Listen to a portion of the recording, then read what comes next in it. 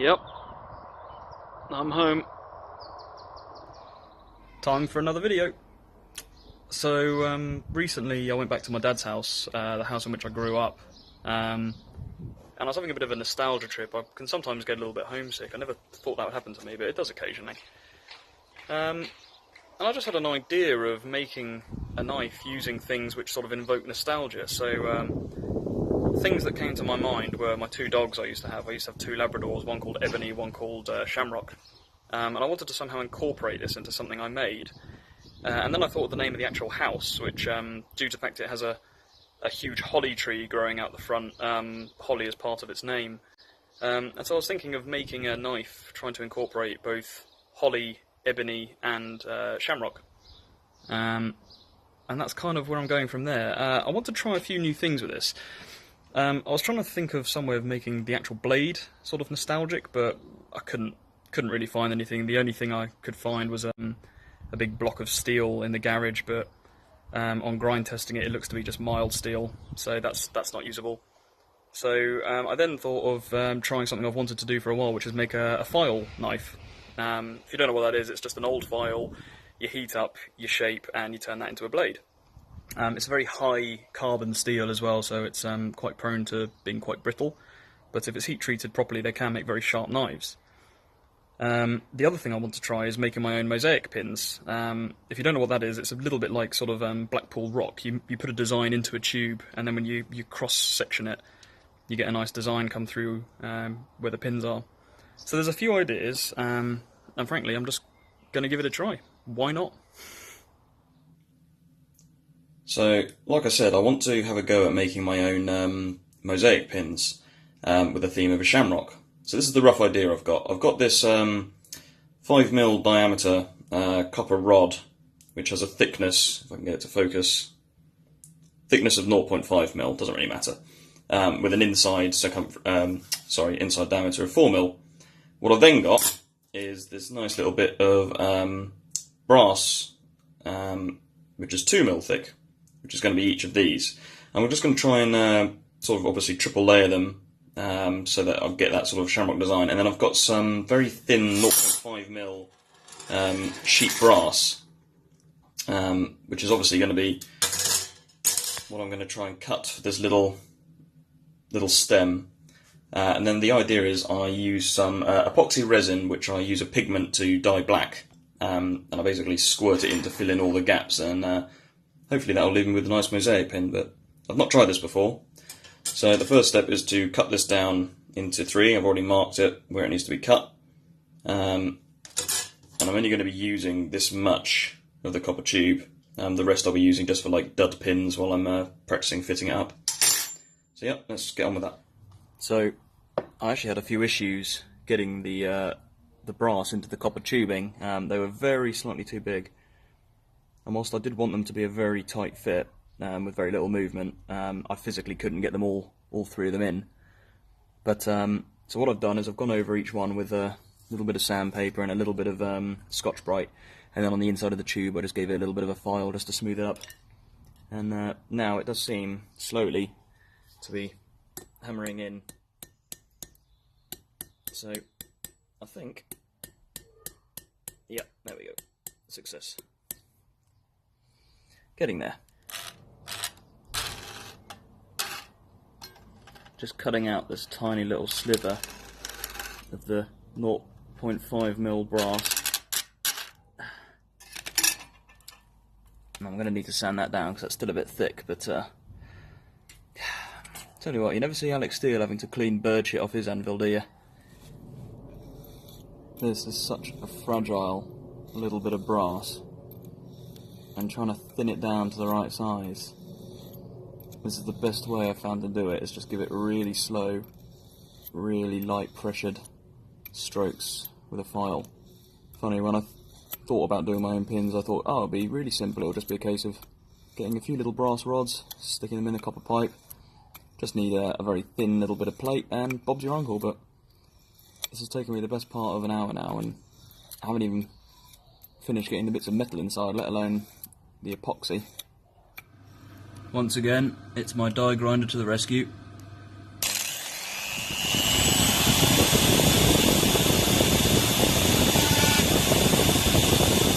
Right then, moment of truth. That is as small a piece as I managed to get using the die grinder to whittle it down, and I've got to try and fit it into there.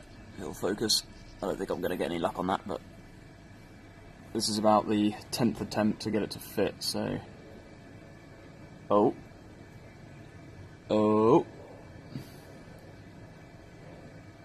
That's it, boy. Get in there nice and deep. That actually looks like it might have been successful. Just need to line it up a bit. But, yeah, there we go. About time. There you go. That's very difficult to focus, but you can just about see the shamrock in there. There you are. We've got our shamrock pin, a 10mm syringe which fits down the end, and we've got our epoxy resin adhesive just down here, which is a 2-part mix. Here mate, want to buy some pigment? Got a nice black, so we'll dye the epoxy black with that, mix it up on here, put it in the syringe, squirt it into the pin. Pardon you. Honestly, see a doctor. We'll give this a good mix, and we shall get our black pigment. And we shall sprinkle a little, a lot. We'll give that a mix as well. I think we shall add some more epoxy. That came out a bit quicker than I was expecting. There we go.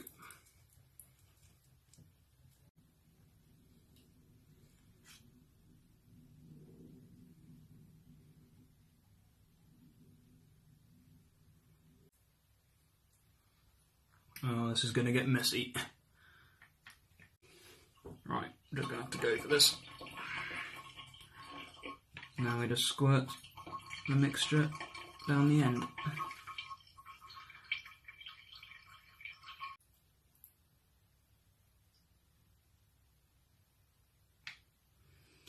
Until it comes out like so. Right then, it's a new day. I think the epoxy has set, so let's see how this looks. I'm only going to try and cut the very end off.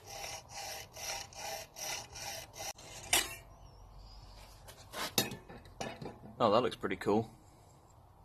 Needs a bit of tidying up, but can you see that? Hang on, let me focus yet. I think that has been a success. Awesome. There we go, with a bit of a tidy up, one custom shamrock pin. That works surprisingly well. I think that looks pretty good. So I'm on my way to my local tip because last time I was there, on site they've got a little shop where they obviously sell things which they think can be sold. But yeah, last time I was in there, they had a little box on the bottom shelf which was full of old tools and files, which they're obviously hoping to recycle to somebody. And I think they were charging £1 per tool, which, you know, in theory I could get myself, 10 files for a tenner, when you're thinking a brand new one would cost you, for a good one, about 15 quid. So I'm going to go back and have a look and see if I can't get myself a bit of a bargain, hopefully. That's the plan. Sorry, I know you were looking a lot at the underside of my steering wheel then, I'm sure that was very exciting for you. Here we are, just arriving. Oof, speed bumps. So much rubbish, so little time. And, if memory serves, the little charity shop place, I think, is just around this next corner. Come on, ducky, what are you doing? Oof, nice indicating. Oof.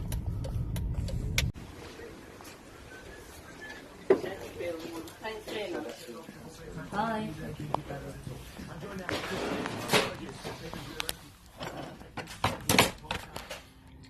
what a result. Got 3 nice big files. I think this is a smooth cut. That looks like an old bastard cut, and I think that's a second cut.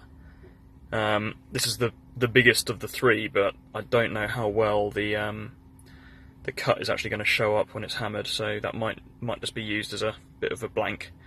And then I also got this old wrench, which again is a good clump of steel, and for all of that I paid a £5, so I cannot complain at all. Result.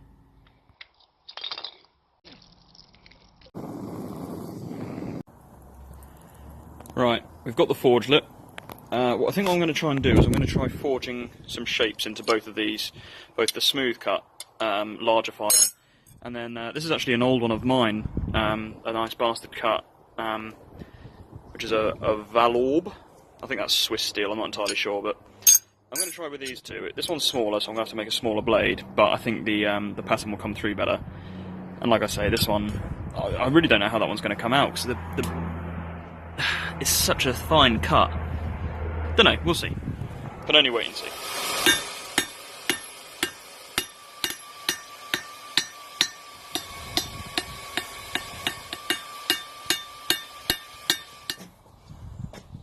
Well, that one, I think it's fair to say, was a failure. It obviously got a bit too hot, because that has melted the end clean off it, and that was the thicker grit one. So I can still potentially work with that and make a nice small knife, but I'll have to lop off the end, because that is all from sort of there down is completely burned. The other one, yeah, at the moment, it's still going strong. I literally just grabbed that one out of the fire and threw it on the floor whilst I was trying to sort the other one out, but even that looks like it's potentially been getting a bit hot. Let's have a little... Actually, that said, I think it's just scale. I think we got away with it.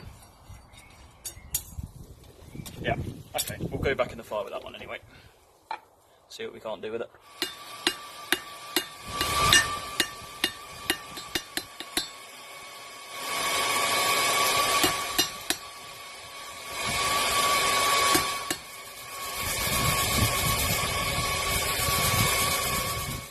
There we go.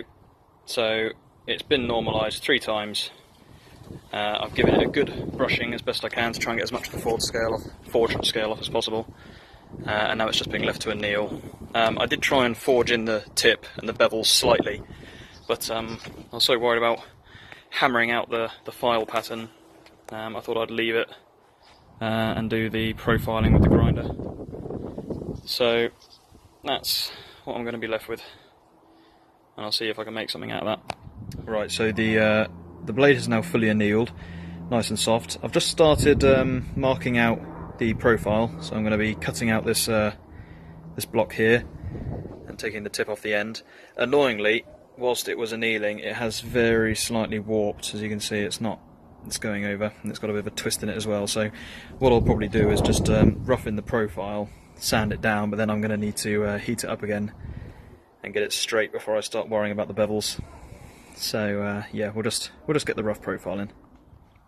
I think I need a new belt sander. I don't quite know what's gone on, but I think somewhere in the front wheel there, oh, that's very hot, something's broken, because now the belt continues to try and slip off to the side. So I've only got that much I can really sand with, and I have to take it off and flip the belt round. But I have managed to grind my profile. I've decided to go with a sort of like bushcraft knife kind of shape, and what I'm doing now is I'm just going over the blade with the wire brush, just to try and get rid of some of the scale, or at least dull it down a little bit. There we go. So profile now fully done. I've managed to get the warp out of it, so the blade is now nice and straight. I need to get rid of that kink, that'll sand out. But yeah, I managed to heat it up enough with my little blowtorch, which, trust me, was a struggle. It took about 15 minutes just to get it to like that cherry red, and thankfully that was enough for me to quickly whack it in the vise and let it just cool down, and that seems to have got rid of the warp. So yeah, and then I've given it the wire brush, which gives it this nice sort of gleam, which is probably a bit pointless because I'm going to have to heat treat this yet. But next stage we'll be putting the bevels in, or at least roughly anyway, and sorting out the handle.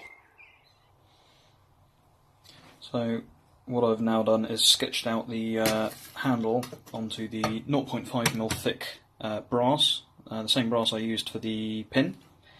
Because what I'm going to do is when I make the handle, I'm going to layer 2 thin pieces of brass either side of the handle. I think that'll make it look quite nice. I'm going to try and keep this sort of forged finished look with the slight sort of, you can just about see the file teeth, I like that. So I think in contrast with the dark blade, a nice bit of gold and a nice bright handle will make it look pretty good.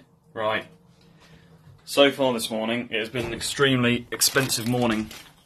Last night I tried to drill the holes through the handle, which these two are fine, and then this end obviously hasn't properly annealed because I could not drill through this, and trust me when I say I tried, I ended up breaking three drill bits, I think. Either way, expensive. So I've been to the shop this morning and I've bought a lot of new drill bits. I've also bought some wood and this little loop to make a filing jig, and I've also gone and replaced my belt sander because, like I say, last one the belts just kept sliding off the end. So today I'm going to be relighting the forge, just re-annealing the end of the knife, and then whilst that's doing that, I'm going to be sorting out the belt sander. I'm going to file down the handle because this side is still a little bit thick. It's not quite even. It's now straight and true, but it's just one side needs filing down a bit. And then I'm going to set about making a filing jig.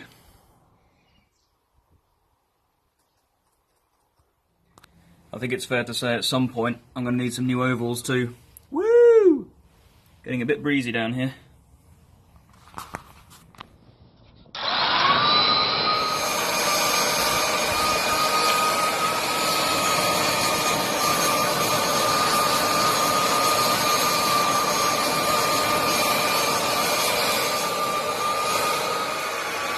Right then, now that the forge is lit and the knife is annealing, let's build ourselves a filing rig.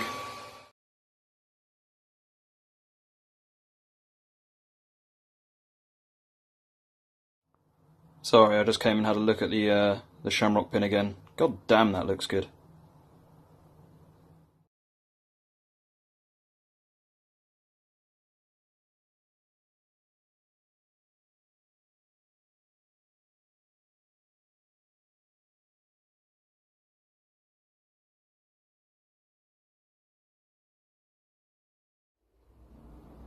The file guide is now done.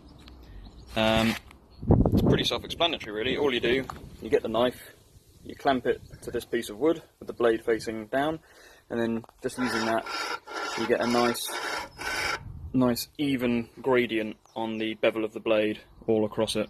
So I normally use the belt grinder, but to be honest I'm not very accurate with it, so I think a little bit of practice with hand or by hand wouldn't do me any harm, or the blade. So I'm hoping to get a really good finish on this one. There we go. Blade is now being allowed to cool down really slowly, so I'll leave that in the fire until the fire goes out, which will probably be an hour or two. And then once that's done, we'll try and drill a hole in the end again, as that's the whole point of the annealing, and then we'll start filing in the bevel. Right. Been a couple of hours or so now. Oh, it's still going strong, but that's probably enough. Make sure it's still straight, hasn't warped. Yeah, that looks alright. We can get the rest out with the grinding. Right, hopefully now we'll be able to drill that bleeding hole.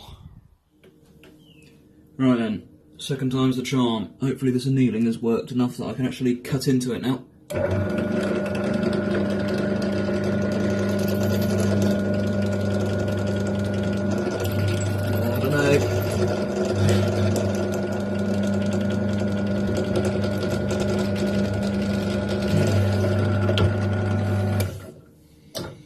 might be because this drill bit is blunt as well from yesterday, so we'll try swapping it and seeing if it works. Third time's a charm.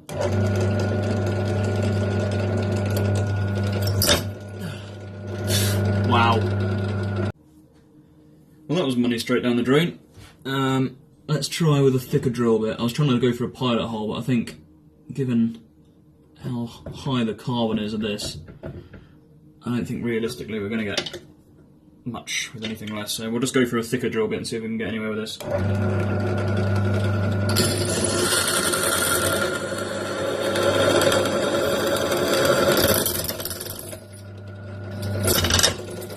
Bob's your ankle. Straight through. There we go, there's the blank now done. Finally managed to drill all 3 of the holes. I've just got to give him a bit of a file and tidy him up a bit. But yep, that is now our blade done. So we'll put that in the filing rig and we'll start putting in the bevels.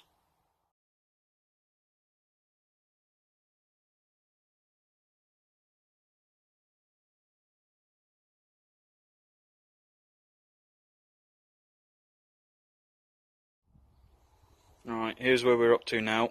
So I've belt sanded the handle down to get it pretty much equal now. That looks pretty good. And I've obviously given the blade a good filing. It'll focus, there we go, as best I can. So next is to do the heat treating of the blade, so I need to harden it, and then I'll do the final sharpening of it. But yeah, I really like how it's looking, I think it looks awesome. Right, we've obviously got the forge lit, and we've now got the blade in, ready for both its heat treat and the touch mark. So I've obviously put the blade in, blade facing up, because that's the thinner bit of metal, so I want the spine of the blade to heat up first. And particularly just around this middle area, so that's where I'm going to touch mark it. So that's what we'll do next.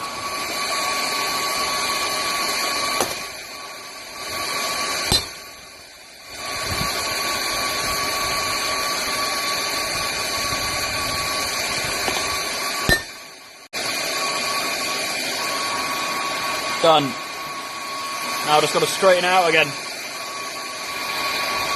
Right. I've got the blade back nice and straight. You can probably just see there. So now we're going to go for the normalising cycles to get the stresses out of the metal. This is normalising cycle number 2.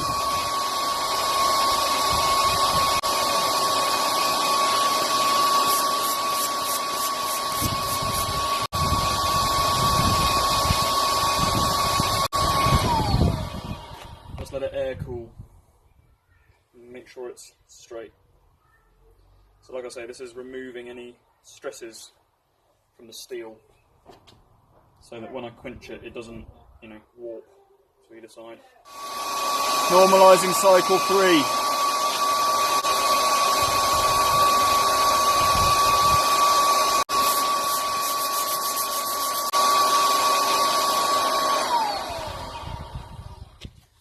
Something to keep making sure that in between each normalising cycle the blade stays straight, which I think it is, it seems to be. Not going off to either side drastically. I think that looks okay. So just let that air cool again. And then what I normally do is place it on the anvil so it can act as a heat sink. Suck some of the heat out of it. So, we've completed our 3 normalising cycles, so that should have relieved all the stresses from the metal. This is going to be the hardening, so this is going to get quenched in the oil.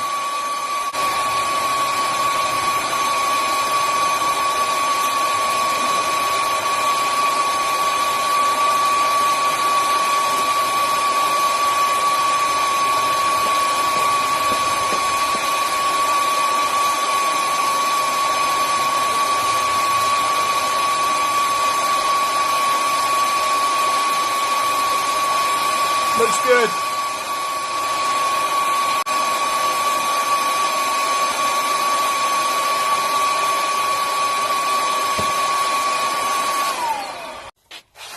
There we go. That's now quenched and hardened. Hopefully, as you can see, still appears to be dead straight. So yeah, that's success. Now what I've got to do is temper it before I drop it and it shatters like a piece of glass, because even though this is now rock hard, it's incredibly brittle.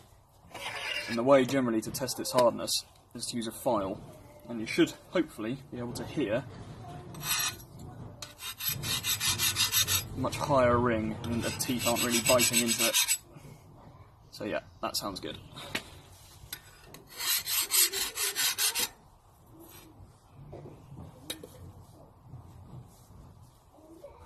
Here's how we're looking now.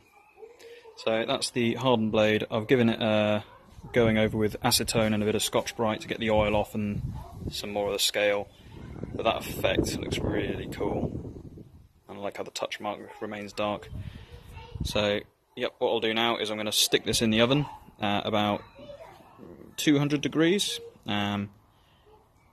Actually, do you know what? No, I'm not. I'm going to try something different. So what I was going to say is, normally with my blades, what I do is, once I've hardened them, I whack them in the oven for about an hour on about 200 degrees Celsius. And what you're looking for is for the colour, the oxidization colours of the metal to change to a dark straw, is the known sort of stereotype. And that means that it has the right level of sort of hardness for cutting, but not so hard that it's brittle and will shatter. However, this is probably 1095 steel. That's generally what files are made out of, which is incredibly high carbon, and that means that this is naturally very brittle. So what I think I'm going to do is I'm going to go over it with the blowtorch first, and what I'm going to aim for is I'm going to focus the heat on the spine of the blade, and I'm going to try and get this to a blue, but I want the temper colours to spread up the blade, so that this part will go gold, and this part will go blue. And that will mean that the blade is still hard enough to cutting and can take a bit of damage, but the rear of the knife will have a bit of spring in it, so it won't be quite so likely to snap or anything like that. And then once I've done that, I will then put it back in the oven for 200 degrees, so that, in theory, it tempers correctly. I've never done this before, so I really don't want to mess this up now. I've put a lot of effort into this, and I like this knife. The other thing is my blowtorch is nearly out of gas. It sounds like it's dying, so I'm not quite sure how successful I'm going to be with this, so I'm just going to focus the flame along the spine of the blade and hope that this works. What I'm also going to do is build up a little heat reservoir just by the sort of hilt, I suppose. You know what I mean, the area where it transitions.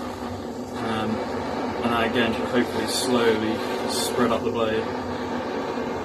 That's the theory anyway. Like I say, I don't really know what I'm doing. I am going to call that a success. As hopefully you'll be able to see this, but you can see the top of the blade is a general darker blue colour, and you see the temper line of the gold has spread to the edge. Can you see that? I think you can. So yeah, you've got this nice blue running down the spine and then gold along here. So that has actually worked spot on perfectly. I had one little hot spot just here where the blue spread a little bit too close to the edge, but that'll be okay. That just means that tiny section there is just a little bit softer.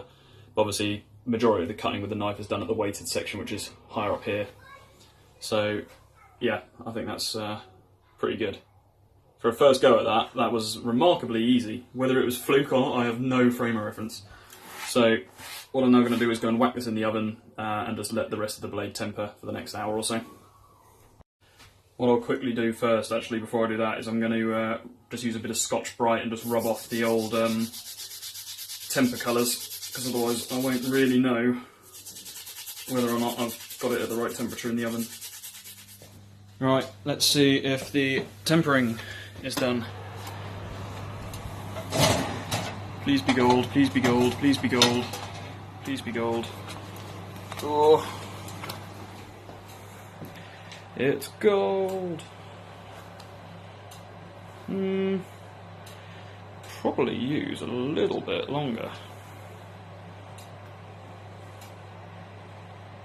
But it looks good. We'll put it back in for a bit longer.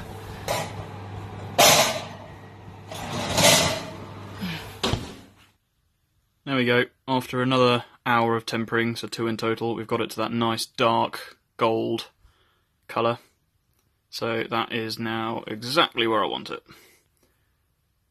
Perfect. You can see it's almost starting to turn blue there. Almost. So we got it bang on.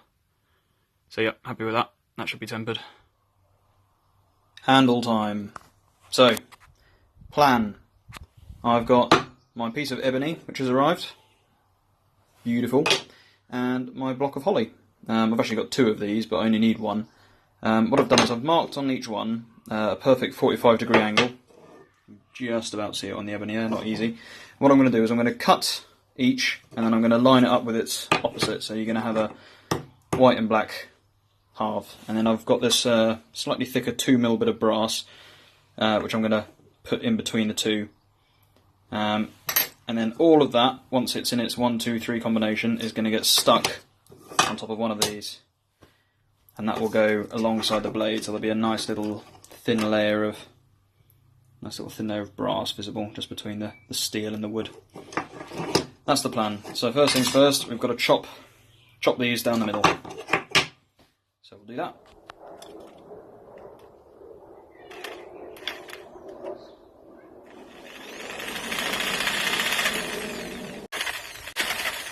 Come on. Might have to do this by hand. I think that jigsaw's going to fuck it up. Magic of editing!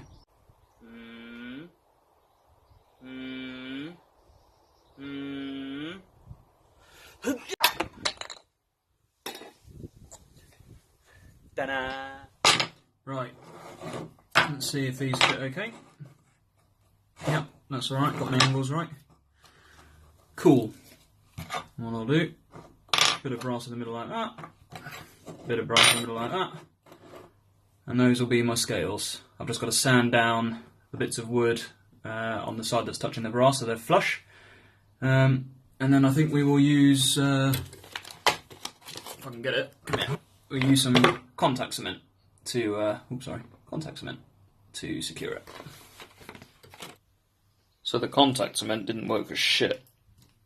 What I'm going to do instead is acetone, sand it off, and give super glue another go. Because when in doubt, super glue it. Super glue for the win! Perfect. That has worked so much better than the epoxy. Not epoxy, contact cement. Just let them dry a little bit longer, and then we'll try and shape them. So it's the next day, and I've realised I've made a substantial error. I knew at the time, before I'd heat treated, I meant to touch mark it when I was still doing the shaping, but I forgot, and so I ended up having to put the touch mark in during the heat treatment, when I was hardening it. As a result, what's happened is, I don't know if you can, or if this will focus, but at the very edge of the blade, hang on, can you see there? It's distorted, it's gone wonky off centre, exactly where I've hammered it. So what I'll need to do is grind that, which is unfortunate because I was wanting to do this all hand filed, but the trouble is now I've got a hardened and tempered blade made out of probably 1095, or the same material as the file I'm going to use, so it's going to be unstoppable force versus a movable object. So I'm probably going to have to grind that, and the trouble with that is when using a grinder it gets very hot and that could completely ruin the temper, so I'm going to have to be using a lot of, dunking it in a lot of water whilst grinding to keep that cool. So it's a mistake. It's not unsolvable, but it's just annoying.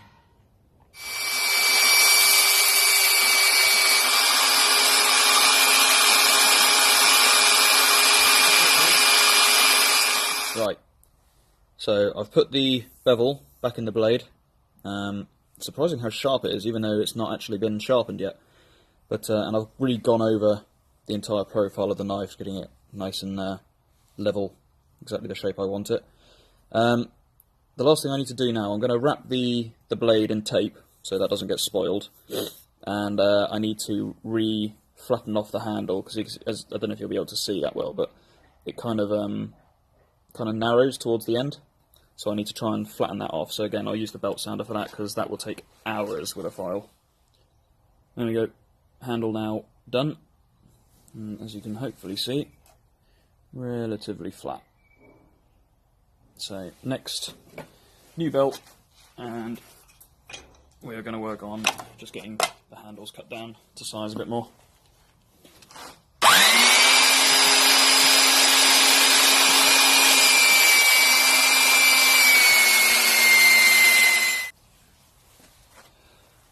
One down. I think that looks fucking awesome. Right, we have now got the handle, or one of the scales, lined up with the tang of the blade. So we're going to be drilling the first hole now. I really don't want this to muck up.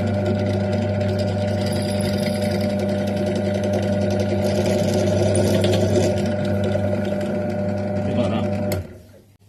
Numero 2.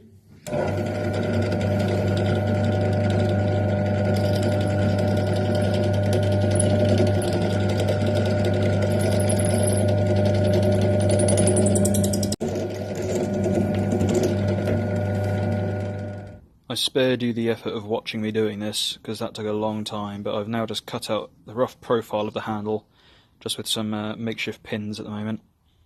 But I'm getting to the point now where I really need to concentrate on getting to a final finish.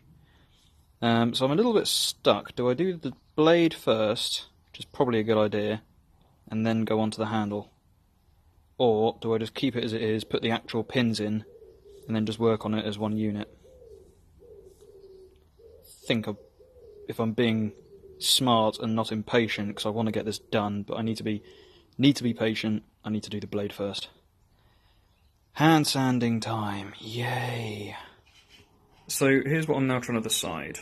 Having put the scales alongside the blade, I'm not sure whether or not I like the forged finish. I can't make up my mind. I'm trying to decide now whether it would look better if I just remove all of the scale and just give it a nice polished blade. Don't know, can't make up my mind. I mean, it looks cool, but I don't know whether it suits the style. This part looks quite smart, or it certainly will do once it's clean. And the blade I now think looks a bit scruffy. I think I might actually end up polishing it, you know. I went full drastic, got rid of all the scale, and actually, do you know what? I think that was a good call. I think that looks way better. So, yep, I'll get on to hand sanding the blade, which actually will probably be easier as well. I hadn't thought of that. It'll take longer, but it'll be easier. And then it'll be putting the whole thing together and shaping the handle. Suppose it's not that long, really. Okay, so the hand sanding has begun, and oh boy, have I got a lot of work. You can see here the shiny areas, like here, here, and down the end. Those are my high spots, which are obviously going to get sanded down first on the flat surface. So, as you can see, the blade is barely being touched, and it's mainly around the sort of hilt area and the butt. But on this other side, my two high spots are literally either end, one over there, one halfway down the blade. So all of this needs to be got to make sure this thing is flat. So that is a lot of work to do. Yep. This is going to take hours and hours and hours. This is war. This is taking so long. I've gone and bought some new sandpaper, and as you can hopefully see, I've gotten most of the hilt done now on this side and part of the blade. There's still a few patches, like here you can still see some of the old gritting up here, but most of it now is facing the right way. This side I haven't barely started. I've got a lot of work to do here. So yeah, this is going to take a long time. But the good news is once I've got the first grit done and everything flat, the rest of it should go a lot quicker. And then once I've got the main flat bit done, I've then got to work on the bevel as well. Mission. Spot what's wrong with this picture. That's a shame. Whilst I was sanding it, I noticed there was a really thin hairline, what I thought was a scratch. And I had a closer look, and looking down the spine, I could see that it actually spread down the spine as well. So I think when I put the touch mark in, sort of just before I heat treated or hardened the blade, I think I just put too much stress on that particular area, and where it was so thin and where this is such a brittle piece of metal, yeah, just a tiny little bit of pressure as a test, and it gave out. So that's a real shame. What I will do, I'm obviously going to keep the handles, keep the scales, because there's nothing wrong with them. Oops, except the fact I dropped them. They're still fine. But yeah, obviously the that is a little bit beyond salvation, I think. So I guess I'll call that there for the time being. A lot of effort for now.